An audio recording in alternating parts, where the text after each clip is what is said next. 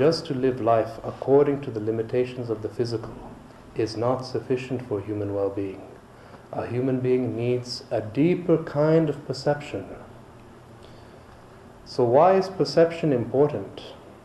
Why is attention important? Just see, whenever you're really, truly absorbed in the present moment, paying absolute attention, you're perceiving certain details which otherwise have remained outside of your awareness. So the whole process of meditation in yoga is learning, first of all, how to become conscious of your own mental processes.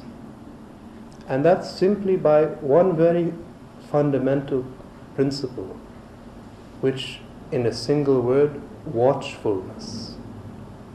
And watchfulness means to learn how to witness without becoming identified with whatever's happening in your experience.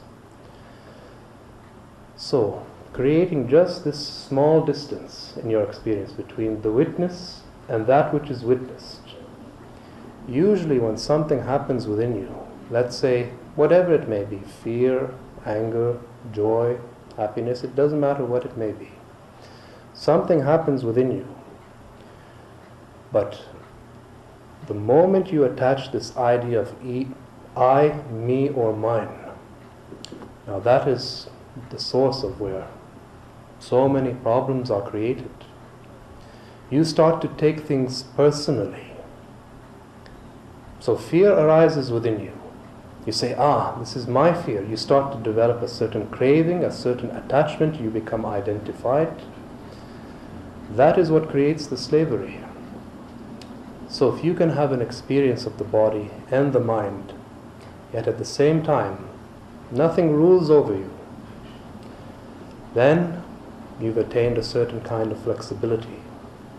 An inner flexibility, not a physical flexibility. In yoga, the word for it is vairagya. Vairagya literally means without color. So, deepening this silence is just simply creating a small distance between what is you and what is arising in your experience. Not that it is separate from you. Not that you're trying to escape from reality. Not that you're trying to create a division. But simply, you know that this is not you. You know that whatever you've become identified with is literally just like a mask that we're wearing over our true face. So the whole process of yoga is intended to, first, bringing about a preparation of the body. Once there comes a certain preparation of the body, then there comes a certain purification of the energies of the mind. Once there comes a certain purification of the energies of the mind, now once we start sitting in the meditation, you'll find it's a much more friendly transition.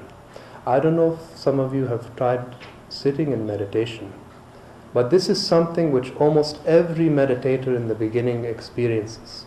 You're trying to sit silently, but no matter what, the mind just doesn't want to cooperate. It's just scattering its energies all over the place. And that's natural. Living our daily life, we've picked up certain habits, certain tendencies. So the mind is a creature of habit. Reminds me of a French philosopher named Blaise Pascal. Anybody heard of him? He said a very simple statement.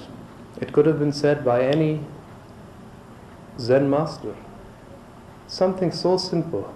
He said, one of the sources of human suffering is just quite simply that he's unable to sit down silently in a quiet room.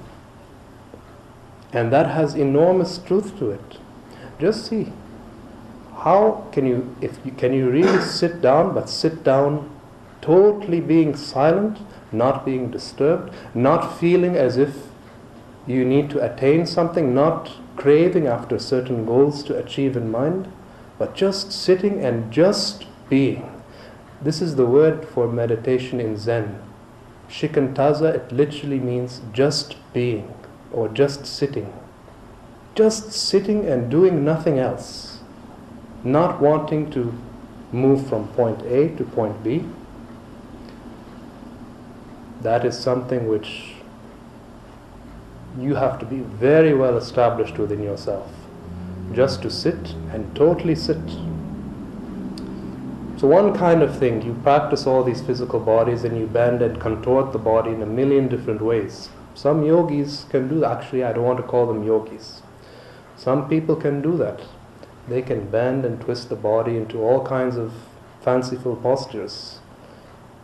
But if you ask them just to sit down silently, they cannot manage it. They feel an eruption of energy surfacing, and they have to channel that energy somewhere. So if you can just sit, but totally sit, just being one in this present moment, then you must be quite at ease. Why in yoga we've always emphasized sitting meditation? Because if you are not able to sit, but just sit in silence, then obviously when you're involved in the world and doing so many different things, and the world being with so much chaos, obviously you're not going to be able to sustain it.